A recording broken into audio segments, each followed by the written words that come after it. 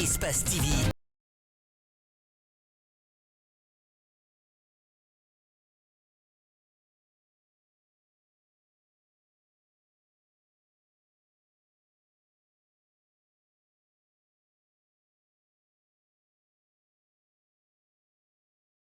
Merci d'être des nôtres. Au plaisir de vous informer à 19h45 au sommaire de cette édition. L'opération de vaccination accélérée contre la Covid-19 a été lancée par le gouvernement guinéen à Koya ce lundi. Une immunité contre la pandémie est l'objectif de cette opération qui a réuni le président de la République et le Premier ministre. Cannes 2021 au Cameroun, le sélectionneur du CELI national de Guinée a dévoilé la liste des joueurs devant représenter le pays. Des réactions à suivre dans cette édition.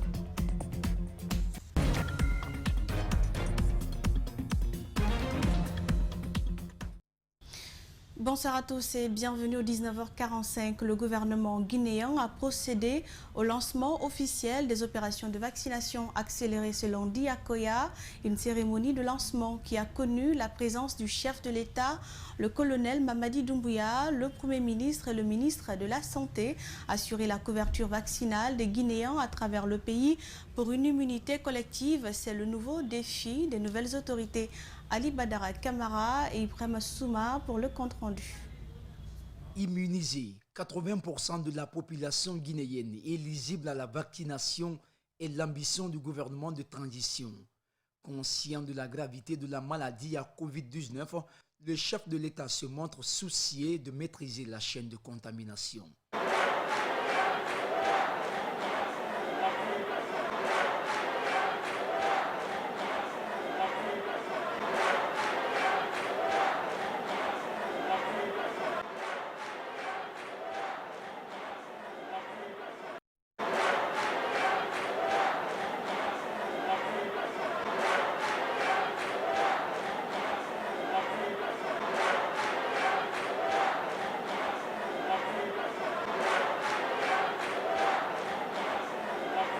Dans son discours de lancement de la vaccination accélérée, le colonel Mamadi Doumbouya a invité les Guinéens à se faire vacciner pour mieux contrôler la maladie.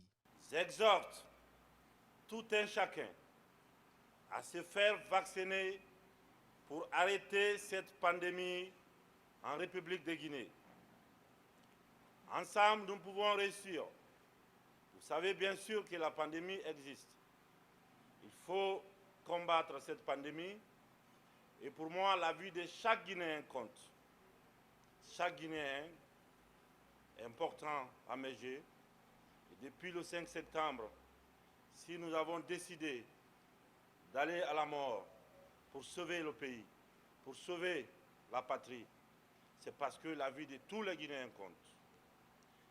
Pour sa part, le chef du gouvernement s'est engagé à suivre les efforts de lutte contre la Covid-19. D'où l'acheminement des 3 millions de doses à la pharmacie centrale de Guinée. Le gouvernement que je dirige, avec le soutien et le leadership du président de la transition, est résolument engagé à accélérer les efforts de la riposte contre la Covid-19 et particulièrement la vaccination, qui est aujourd'hui le moyen le plus efficace pour prévenir les contaminations massives dans les communautés. Pour assurer et garantir la santé publique, les autorités de transition comptent dans les jours à venir procéder à l'inauguration officielle de l'hôpital national d'Onka et la réhabilitation de l'hôpital Ignace Dine. Il m'a instruit également, une fois que l'hôpital d'Onka est en service, de chercher les ressources du gouvernement et de nos partenaires pour reconstruire l'hôpital Ignace Dine et en faire un hôpital moderne. Au nom des partenaires impliqués dans les efforts de lutte, le représentant de l'OMS a réaffirmé leur engagement. Donc, en vue d'atteindre cet objectif fixé par les autorités, la campagne va se dérouler en 2 phases. Et une bonne coordination à tous les niveaux, une logistique pour la gestion adéquate des vaccins et aussi la mise en œuvre des stratégies innovantes vont assurer le succès de cette campagne. Depuis le début de la maladie, en Guinée, 30 852 personnes ont été déclarées positives au Covid-19, soit 29 783 cas de guérison. et 1 712 294 candidats ont reçu les premières doses. 831 940 les doses complètes. Et le pays a enregistré 389 cas de décès. Le colonel Mamadi Doumbouya et le général Lansana Conté ont beaucoup de points communs. Ces mots sont ceux des contéistes, communément appelés des héritiers du contéisme. En conférence de presse lundi à Conakry, ils ont rappelé des actes posés par celui qui a été le précurseur du multipartisme en Guinée. Le général Lansana Conté, n'en déplaise, selon les conférenciers, a été altruiste.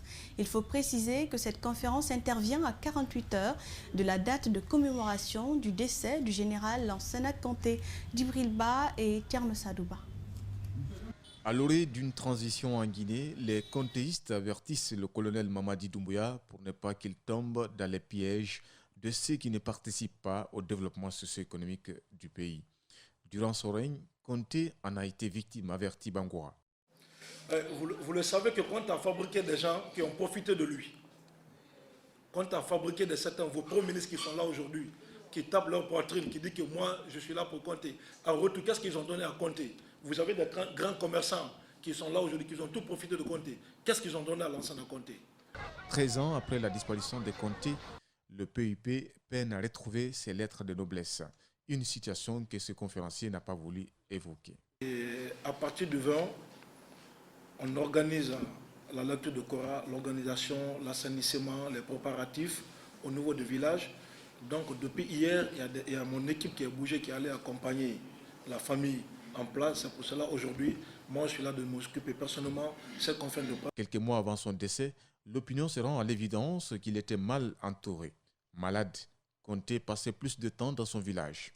Durant cette période, ce sont ses proches conseillers régulièrement renouvelés qui détenaient véritablement le pouvoir.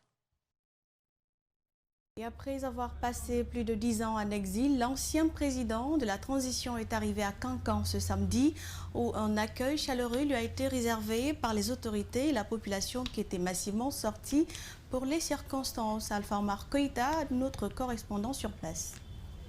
En provenance de Paris via Bamako, le général à la retraite Sekouba Konaté regagne enfin le bercail après plus de 10 ans d'exil.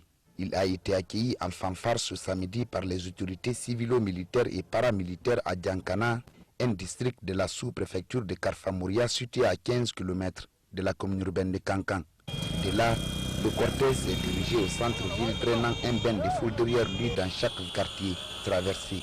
Sekouba Konaté, après avoir rendu visite au patriarche de Kankan où il a bénéficié des prières et bénédictions, s'est rendu dans la famille biologique de l'actuel président de la transition au quartier Banankoroda où l'accès a été interdit à la presse. À Sana, un district de la sous-préfecture de Tintéoulin dans la préfecture de Kankan, ses parents lui ont réservé un accueil digne de son rang. Dans cette vidéo amateur, l'ancien président de la transition remercie le colonel Mamadi Doumbouya pour son esprit, dit-il, patriotique et humain. Je remercie très sincèrement le président de la République, chef d'État, commandant en chef des forces armées, d'avoir l'esprit patriotique et humain pour penser en tout pays et nation. Il invite par la même occasion tout le peuple de Guinée à soutenir les actions du CNRD. Je demande aux Guinéens de rester derrière le commandant en chef des forces armées, le président de la République, parce que je crois que c'est un monsieur qui peut conduire la Guinée valablement. Cela fait 10 ans que l'ancien président de la transition et son prédécesseur, le capitaine Moussa Dadis Camara, sont absents du pays. Dans un communiqué rendu public le 1er décembre dernier, ils ont été autorisés à rentrer au pays. Un acte apaisant de la part des nouveaux hommes forts au pouvoir, selon plusieurs observateurs. retour à Conakry, réélection de Jean-Alfred Matos à la tête de l'UPG. Jacques Bonimi conteste et accuse Alpha Condé d'être la source du bicéphalisme à la tête de l'UPG. C'est au cours d'un congrès tenu les 17 et 18 décembre que Jean-Alfred Matos a été réélu à la tête de l'Union pour le progrès de la Guinée pour un mandat de 4 ans. Jacques Bonimi, quant à lui, indique qu'il reste et demeure le seul président légal et légitime de ce parti. Mohamed Valek Touré et Djibril Kamara pour nous en dire plus. Jean-Alfred Matos est réélu à la tête de l'Union pour le progrès de la Guinée UPG pour un mandat de 4 ans. C'est au cours d'un congrès qui s'est déroulé les 17 et 18 décembre au siège du parti que l'élection a eu lieu devant plusieurs membres. Une réélection aussitôt contestée par Jacques Bonimi qui revendique à son tour la présidence du parti. Un bicéphalisme à la tête du parti de feu Jean-Marie Doré qui est encore loin de connaître son épilogue. Les militants et des dirigeants qui soient vraiment aptes à s'engager pour ces différentes échéances qui vont nous interpeller. Et encore mieux, il faut que l'UPG soit attractif. Nous proposons, si aucun direct sur le sang, nous proposons une troisième voie. Nous sommes pour le renouvellement de la classe politique. Et ça, si la Guinée doit s'en sortir, on ne fait pas du neuf avec du vieux. Malgré cette élection tenue devant les congressistes en faveur d'Alfred Matos, Jacques Bonimi indique qu'il reste et demeure le seul président légal et légitime de ce parti. Pourtant, au cours de ce congrès, Maître Alfred Matos a obtenu 83 voix contre 4 pour son adversaire. Aujourd'hui, peut-être il a d'autres objectifs parce que le fait d'anticiper ce congrès, ça prouve qu'il a peut-être d'autres problèmes qui le pourchassent quelque part. Il faut qu'il valide sa présidence pour qu'on dise président de l'UPG. Ce congrès a été tenu sur 120 délégués. Il y a eu 81 délégués qui sont venus, qui ont répondu à l'appel du comité de médiation. Et ils ont statué sur la vie du parti, sur sa ligne politique, sur les statuts. Et il y a eu une élection où j'ai été reconduit encore. Malgré ces guéguerres, Jacques Bonimi rassure que le parti ne va pas disparaître du paysage politique guinéen. Cependant, il va continuer à mener sa lutte politique et démocratique. Quant au réélu, il entend œuvrer pour l'unité en lieu et place des conflits d'intérêts qui ont failli fouler aux pieds le testament politique qu'il leur a légué. C'est un reportage de Mohamed Valek Touré. La lutte contre les violences basées sur le genre est aujourd'hui une préoccupation pour les autorités guinéennes. C'est dans ce cadre que le ministère de l'Administration du Territoire et de la Décentralisation, à travers sa direction, Genre et Équité, a initié le programme Forum conjoint Ville sûre pour les femmes et filles à Conakry. À l'occasion, une cartographie a été présentée. Malik Sangiana Kamara pour le reportage. Le viol, les violences conjugales, policières ou politiques, les mutilations génitales féminines, les mariages précoces, le harcèlement sexuel en Guinée, plusieurs femmes et filles en sont victimes. La peur dans le ventre, elles hésitent à prendre la parole en public ou même à se sentir en sécurité. Pour représenter la place des femmes et des jeunes filles dans l'espace public, nous avons construit un banc dans chaque commune de Conakry. Ce projet déployé dans les 5 communes de la ville de Conakry et qui est arrivé à terme a permis, grâce à l'appui technique et financier des partenaires, de renforcer les systèmes communautaires de prévention et de résolution de conflits en impliquant les principales personnes concernées, à savoir les femmes et les jeunes filles leaders. La direction Genre et Équité, avec l'appui des partenaires au développement, se sont intéressés à la question des violences basées sur le genre. Une cartographie identifiant les zones où il y a de l'insécurité a été établie dans les 6 communes de Conakry. Parmi ces endroits, nous pouvons citer le petit bateau de Coronti, le Brésil de Tombo, le marché Niger de Almamia et le marché de Matoto. Après 22 mois, il faut se dire que l'on est globalement satisfait des résultats qui ont été obtenus parce que ce projet a permis à un peu plus de 800 femmes de pouvoir s'exprimer librement dans des espaces publics ouverts. Le gouvernement guinéen s'engage à sensibiliser pour le respect des droits des femmes. Moi, en tant que sportif de haut niveau, en tant que boxeur, je me suis aussi engagé dans ce combat. Je voulais montrer aussi que quand moi, je tape quelqu'un sur un ring de boxe, c'est parce qu'il y a des règles. Je suis face à un adversaire qui a le même poids que moi. Je suis face à un adversaire qui s'entraîne comme moi. Et que quand je bats ma copine, quand je bats ma femme, ben, je suis un lâche. La cartographie est certes établie sur Conakry, mais l'intérieur du pays aussi reste confronté au même problème. Et c'est un reportage signé Malik Sangiana Camara. Autre fait de l'actualité, le colonel Mamadou Alpha Bari, condamné à 5 ans de prison, dont un assorti de sursis par la chambre spéciale militaire de la cour d'appel de Conakry, continue son séjour à la maison centrale de Conakry. Son avocat a encore saisi la cour d'appel pour sa mise en liberté. Maître Béa continue les démarches pour l'ouverture souhaite donc que son client recouvre sa liberté plutôt. Propos recueillis par Marian Fodé Camara. Au jour d'aujourd'hui, mon souhait est que ce dossier soit rapidement examiné devant la cour d'appel et que la cour statue sur notre demande. Et je le disais qu'à cette phase, j'estime quand même que le commandant Mamadou Alpha Bari, mars 2020, mars 2021, ça fait 1 an. Bientôt, nous allons en mars 2022, ça fait 2 ans. Et il a déjà procédé, il a déjà fait un paiement de 50 millions lorsque le dossier était devant le tribunal militaire qui est conseillé. Il a offert en garantie sa villa qui coûte évidemment 3 fois plus cher que le montant qu'on lui reproche. Il n'y a plus de débat à démontrer au fond. La Cour suprême juge de droit, on ne peut pas mettre la pression sur une juridiction comme telle pour accélérer ou décélérer un peu la procédure.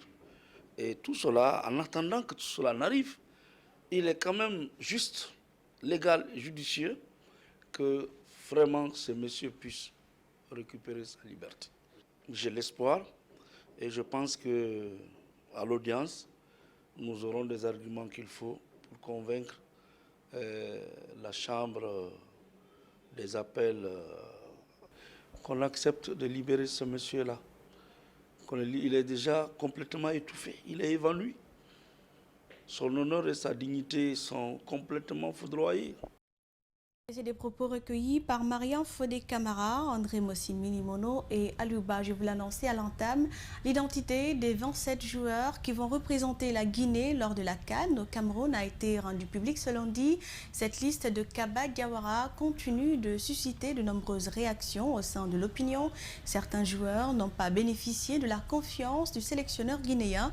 C'est le cas de Momo Yansane qui se dit déçu de n'avoir pas été convoqué. Mohamed Sissé, Mohamed Capello Silla ont fait réagir quelques acteurs. Suivez le reportage.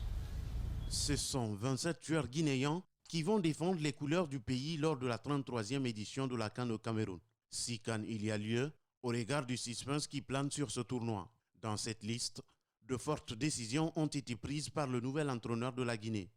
Contrairement aux listes publiées par DJ6 qui prêtaient à débat, celle de Kaba Diawara est appréciée par cet observateur sportif.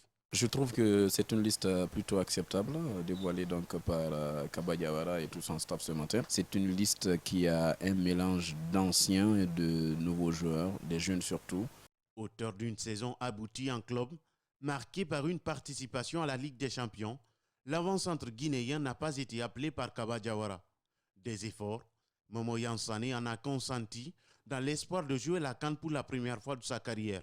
Un rêve de gosse qui s'envole. C'est inadmissible aujourd'hui que mon nom n'y est pas sur la liste de l'équipe nationale, avec tout le travail que vraiment, ou avec la performance que j'ai affichée ces derniers temps. Une déception, oui, mais Momo Yansane indique que cela ne va pas constituer un frein à sa progression. Le natif de Fria n'en veut à personne. Il porte néanmoins la Guinée encore et toujours dans son cœur.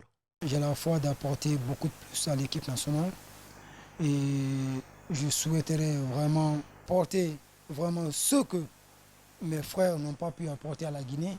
À l'instar de Momo Yansane, on note également l'absence des joueurs supposés cadres de l'équipe, notamment François Kamano et Mohamed Madi Camara.